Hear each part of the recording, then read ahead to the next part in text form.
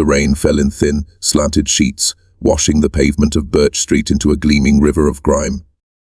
Detective Mara Quinn crouched under the edge of the police tape, her eyes fixed on the body sprawled near the gutter. Councilman Richard Hale, face turned to the dark sky, mouth half open as if surprised by death itself. His white shirt was soaked through, crimson spreading outward in a sticky halo.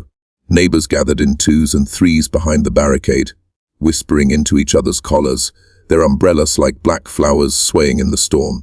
Mara ignored them.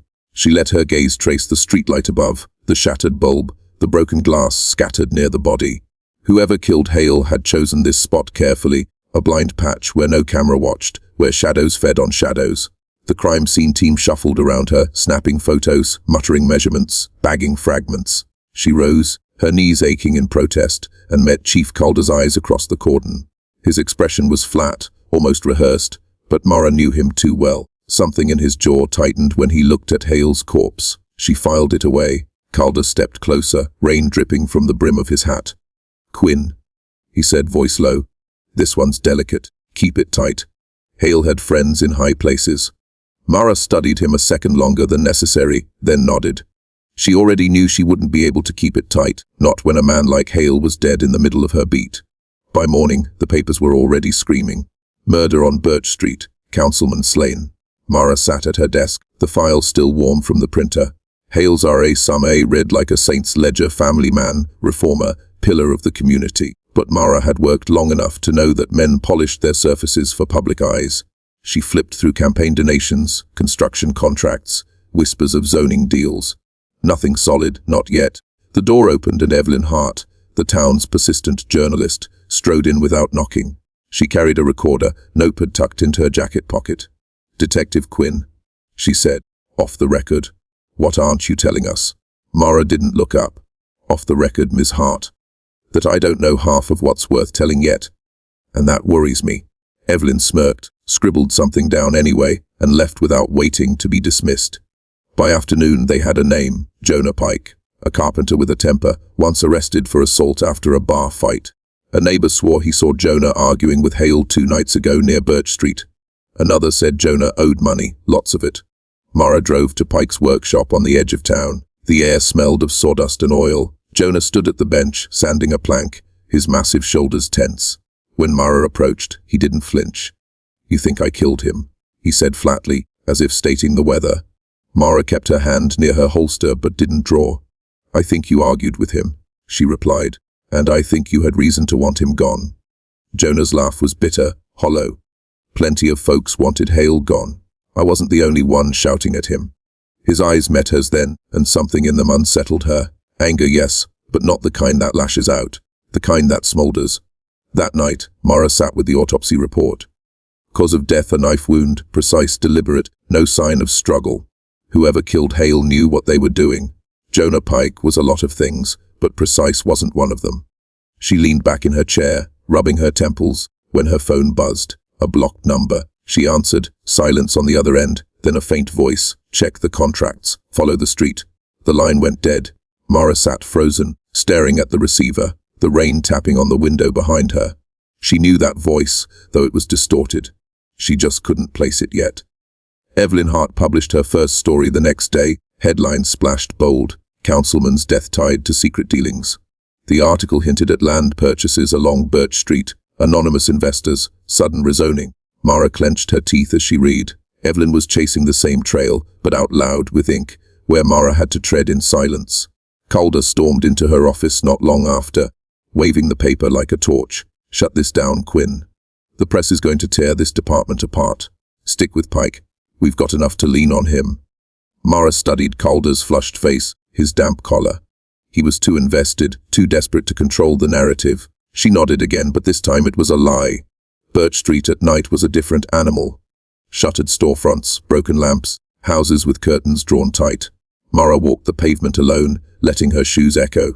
She stopped where Hale had fallen, kneeling down, touching the cracks in the asphalt. A smear of oil, faint but fresh, caught the beam of her flashlight. She traced it toward the alley, where a dumpster reeked of rot. Something metallic glinted beneath it. She reached in, heart hammering, and pulled out a knife wrapped in a cloth. Cleaned, but not well enough. A trace of blood clung to the hilt. Not Jonah Pike's handiwork, too careful, too staged. She sealed it in a bag, her breath rising in white clouds, her pulse racing with the certainty that someone wanted Pike to take the fall.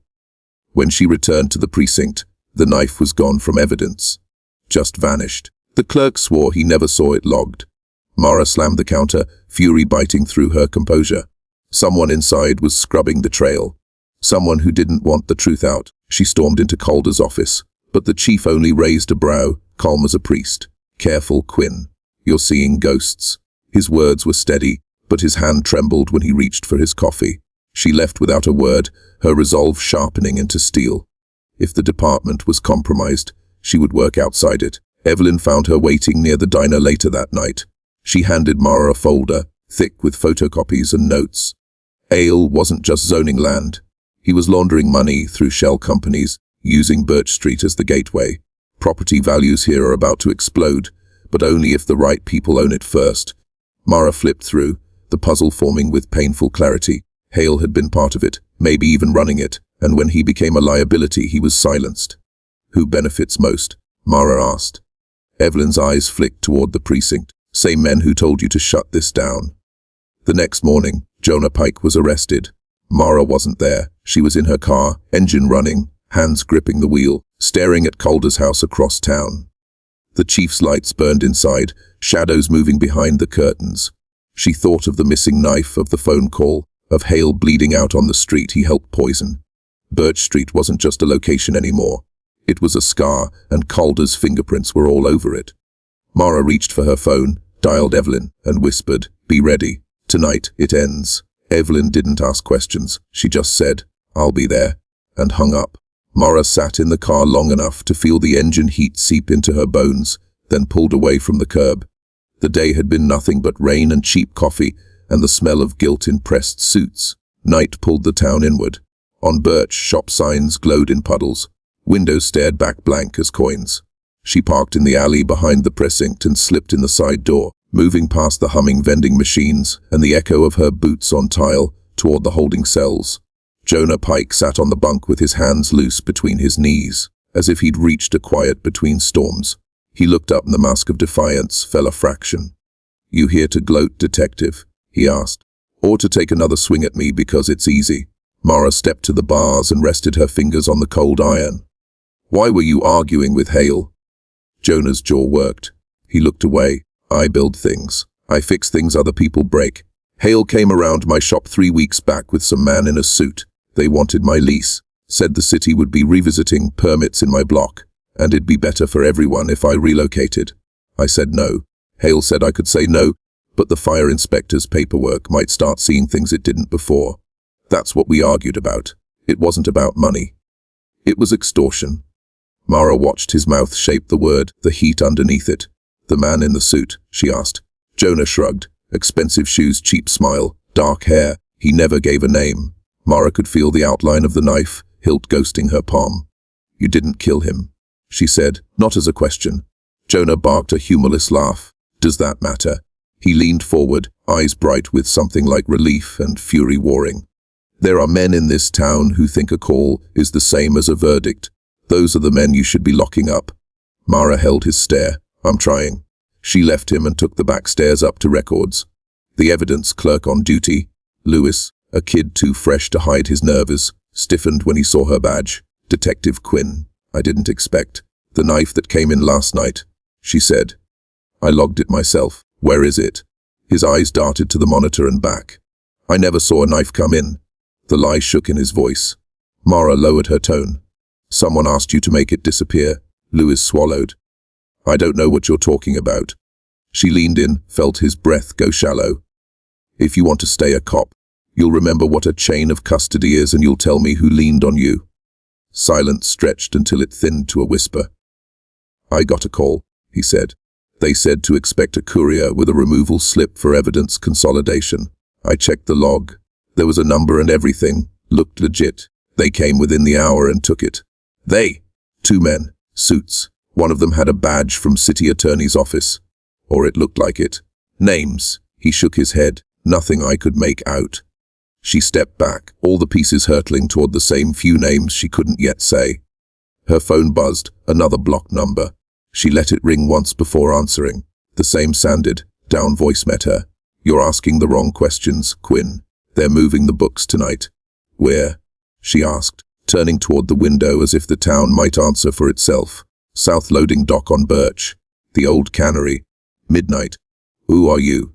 She heard the drift of traffic through the line, a car door closing, then a click. She stared at the darkened glass. The cannery had been empty on paper for years, crumbling brick and broken windows, syringes in the gravel. No one made anything there anymore. But there were always lights, sometimes, deep in its belly. Evelyn was waiting in the diner's back booth when Mara arrived, coat damp, hair pinned back with impatience. She slid a manila envelope across the table. "Shell companies tied to Hale's committee funds," she said. "They swim in and out of the same bank like minnows, but the net is the cannery, rents paid for units that don't exist, maintenance billed 3 times over. Their accountant either didn't care or is a genius at looking normal." Mara opened the envelope and skimmed the printouts. Names jumped and hovered: Birch Holdings, North Star Family Trust, Willow and Pine Advisory. All roads forked and met in the same few hands. Calder. Evelyn's mouth tightened. He's not on any paper. But someone in the department is vetting this traffic. Someone with access. She hesitated, then added, "I also found a connection that makes my skin crawl. A private security consultancy called Grey Archers. They train local departments on tactics. Their founder is a former ranger named Riley Mott. Mott shows up in town 3 months ago. Guess who Hale's campaign hired for event security?" "Let me guess," Mara said.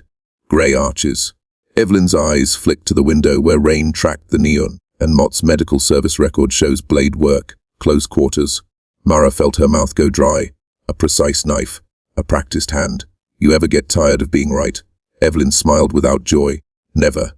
They left the diner just before 11. The streets were empty, even the bars seemed to be holding their breath. Evelyn drove a battered hatchback that made no promises to anyone. Mara followed in her unmarked sedan, headlights off as long as she dared. They parked 2 blocks from the cannery and went the rest on foot, moving along the building shadows. The cannery rose out of the fog like something dredged up, windows jagged with old anger, brick wet and dark.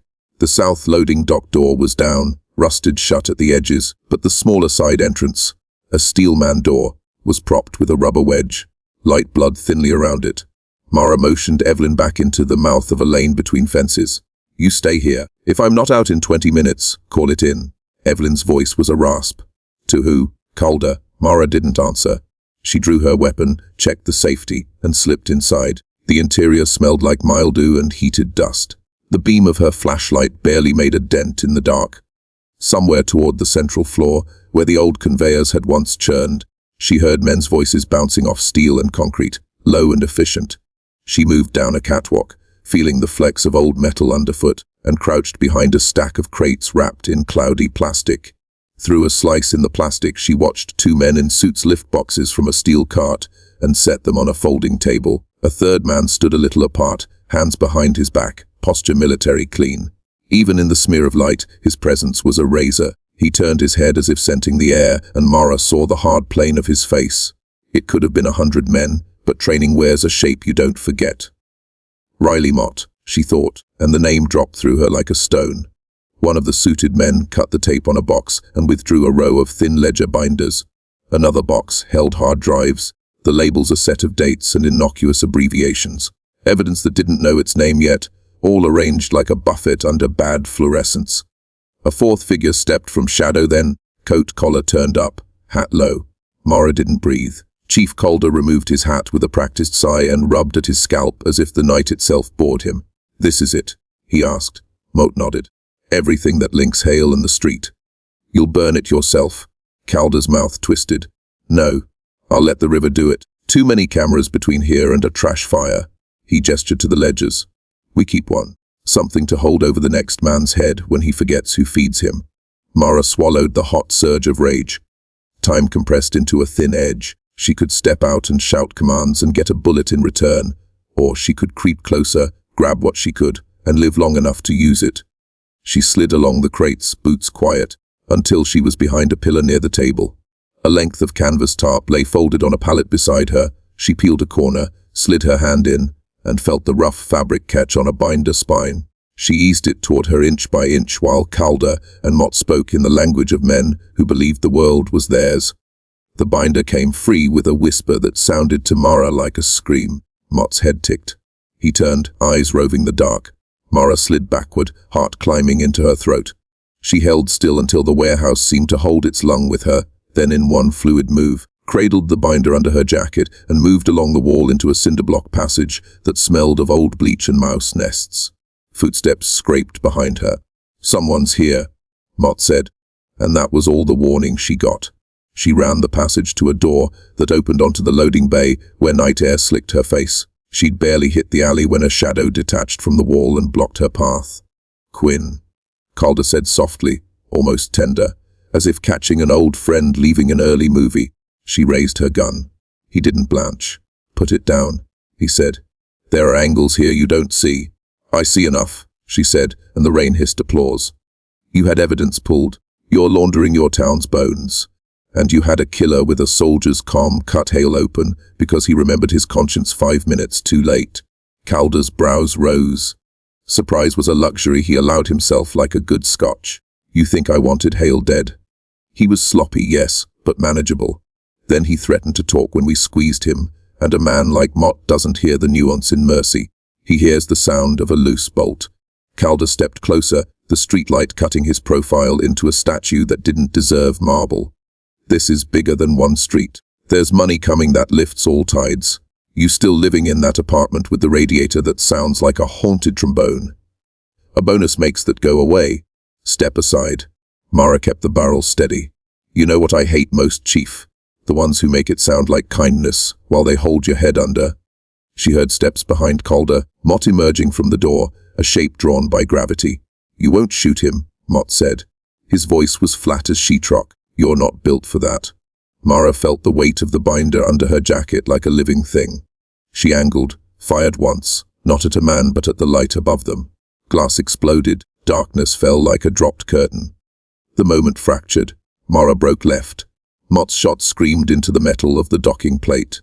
She hit the corner of the building and ran for the fence, breath sawing, shoes sliding on wet gravel. Bullets convert distance into math. She didn't look back.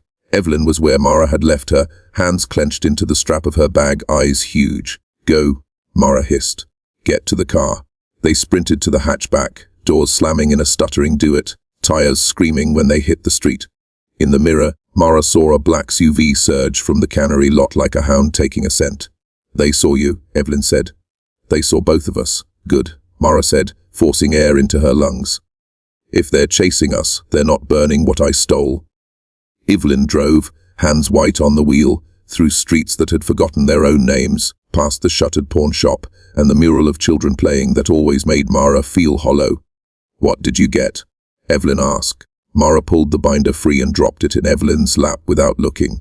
"A ledger. Not all of them. Enough to hang a man if we can keep it from a river." Evelyn flipped pages with the speed of someone who'd taught herself to read between blades. Payments to Grey Arches disguised as community safety initiatives. Transfers from Birch Holdings to 3 Shell LLCs that funnel back to a trust in Calder's wife's maiden name. Jesus. She touched a number with her fingertip. "This is dates, times, dollar amounts, Quinn. This isn't rumor. This is a blueprint." The SUV came hard up behind them, lights dead. It struck their bumper once, a warning or an opening salvo. Evelyn hissed between her teeth and cut into a side street. The SUV overshot, fishtailed, then recovered. Mara popped her phone from the console and dialed the one person she didn't want to owe the county DA's investigator, Harlan Voss, a brute with an honest hatred of dirty cops. He answered on the second ring with a grunt. "It's Quinn," she said. "I need a safe door. At this hour. They're trying to kill me and a journalist, Harlan." He grunted again, which might have been sympathy. "The annex garage on river. Yellow gate. I'll be there in 5. Evelyn took the turn toward the river, the road opening into a ribbon that reflected the world back as if to ask if it was sure of itself. The SUV closed again, a dark mouth chewing distance. Mara rolled the window down, braced herself against the frame and fired low. The shot popped a front tire. The SUV lurched, grunted, then kept coming, limping but stubborn. Persistent, Evelyn said, and now there was something like laughter in her terror. "That's their whole brand," Mara said. The yellow gate was half open, rain making a silver curtain beyond it. Evelyn slid the car through, braking hard. A uniform she didn't recognize yanked the gate closed behind them and dropped a steel bar into place. The SUV hit the mesh with a scream of metal and rage and stopped. Mott got out, calm as stone in water, and looked at Mara through the fence as if this were a friendly visit. Then he went back to his vehicle. "He'll be back," Evelyn said. Mara nodded. "He likes to finish what he starts." A Voss came down the dock stairs in a rumpled coat, hair trying to escape his head. He took the binder from Evelyn's hands and whistled low. "You two just wrote me a career. Write me a warrant instead," Mara said. "And lock this somewhere Calder doesn't have the key to." Voss's eyes flicked to the SUV idling on the other side of the fence. He nodded. "Let's get you inside." In a windowless room that smelled of copier toner and old victories, they laid the binder flat under a desk lamp and took photos page by page. Evelyn's hands moved steady now. Mara felt the adrenaline draining out, leaving a tremor in its place. "We can't sit on this," Evelyn said. "If we publish half of it without naming sources, Calder will know it was you." Mara watched the light pool on numbers that could drown men. "He already knows," she said. "He said my name like he was trying it on for a plaque." A Voss straightened. "I'll get a judge up out of bed. Meanwhile, you two should not be on the street." "I'm not hiding," Mara said. "Calder pulls Jonah in front of a camera at dawn and spins a bow around this whole mess." Evelyn touched Mara's arm. "If we put the ledgers in the DA's vault before sunrise and you get Pike out on technical, we take their toy away." Mara exhaled slow. "There's one more thing." She looked at Voss. "There's a knife. It's the kill piece. It was in my hands and then it wasn't. They moved it through a fake removal. If we can find where they took it." Voss held up a hand. "Focused one thing at a time. We get the paper into evidence. Then we go hunting." As the clock crawled toward 3, the building settled around them, staging its quiet like a scene. Evelyn typed notes with a speed that kept Mara from thinking. Rain patted the windowless world. Somewhere out in the dark, the river shouldered its own secrets along. Mara's phone lit again. She answered before it could buzz twice. "You've made a very loud mistake," Calder said, and the sorrow in his tone felt like a mask he'd chosen for this call. "You put a target on your friend's back and on your own." Mara glanced at Evelyn, who was listening with that lean, in focus of hers. "You mean Mott's going to try again?" "Let him. He missed." Calder made a soft sound. "Riley doesn't miss. He recalibrates. Walk away now, Quinn. Bring me what you took, and I'll make sure the worst that happens is a bad transfer to a nicer precinct. No one needs to be a martyr over a street that will be a mall in a year." Mara closed her eyes briefly and found the shape of Birch Street in the inside of her lids, the way the asphalt held memory like stain. "You think everything is a commodity," she said, "but blood doesn't appraise well, especially when you leave it on the same block you plan to sell." She hung up and felt the silence ring. Evelyn's mouth quirked. "That was probably your resignation letter in audio form." Mara smiled without humor. "I'll frame it." When Voss returned, warrant papers in his fist and a tired grin tucked under his mustache, Mara felt something unclench at her spine. "Judge is awake and cranky," he said, "which is just the way a judge should be at 3:30. We can hit the cannery now and pull the rest before they know which way is up." "They know," Mara said. "But we'll make noise they can't drown." Evelyn gathered her bag. "I'm coming." Voss frowned. "This isn't a press tour." Evelyn met his look. "This is my town. And if I don't tell people what's being done to it, they'll never know why it hurts." They rolled out in 2 cars, pulled short of the cannery and cut their lights. The SUV was gone. The door to the loading dock hung crooked, as if someone had tried to erase its hinges. Inside, the fluorescent still burned over the table, but the boxes were reduced to a few scattered files and a smear of packing tape. "They moved fast," Voss said. Mara walked to the table and picked up a single ledger left like a taunt. It was empty. "They left us a prop." She scanned the floor, found scuffs and a thread from a coarse jacket caught on a nail head. Movement. The whine of a small engine. She lifted her head and heard it again. A motor somewhere lower, not a car. "Basement," she said. "They're using the old service tunnels." Voss called for backup, voice low and clipped. Mara moved to the stairwell with Evelyn at her shoulder, the flashlight beam carving a pale path. The stairs stank of rust and dampness. The tunnels had been used to shuttle goods to the river when this town made things. Now they ferried something else. The whine grew louder, a generator or a pump. They reached a door bolted from the inside.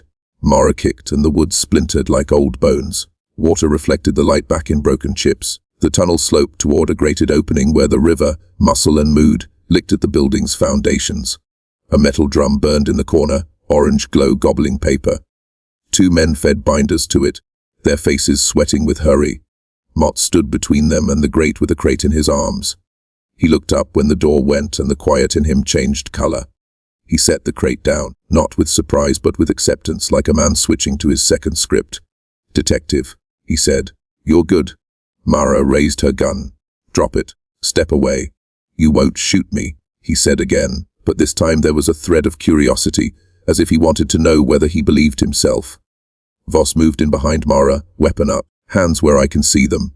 He barked. The men by the drum froze, then bolted different ways, rats back to the dark. Mott didn't flinch. "Calder's not coming," he said, almost conversational. "Men like him don't like basements. They like ribbon cuttings." Mara stepped closer, feeling the heat of the drum on her face, the smoke stinging her throat. She saw the edge of a binder in the crate at Mott's feet. Inked dates, numbers, a line of names she'd been chasing. "Kick the crate to me," she said. Mott studied the tunnel mouth, the black grate, the river's hunger. He nudged the crate with his boot. It scraped across wet concrete until it touched her foot. He lifted his hands to shoulder height. A shot cracked from somewhere behind the drum. Evelyn screamed, more from shock than pain. Mara spun and saw one of the runners with a pistol, his hand shaking. Voss fired. The man folded. Mott moved in the same breath, faster than thought, a blade in his hand as if it had grown there, flashing toward the path between Mara and the exit. She didn't think. She shot him in the leg and then, because the world had taught her at some cost, she shot the knife from his hand and kept the barrel on his chest as he went down. He stared up at her like she'd told him a joke with an unexpected punchline. "So you are built for it," he said. "Only when the foundations are rotten," she said. Sirens stitched the air above them. Backup arrived with the clatter of boots and shouts. They hauled the living out and tagged the dead and smothered the drum and kept one eye on the river like it might get ideas. Mara stood aside as Voss took custody of the crate. Evelyn leaned against the wall, pale but steady. "You okay?" Mara asked. Evelyn nodded. "Better than okay. The city's going to wake up to something true." Mara let herself breathe. For the first time in days, air felt like a thing she could trust.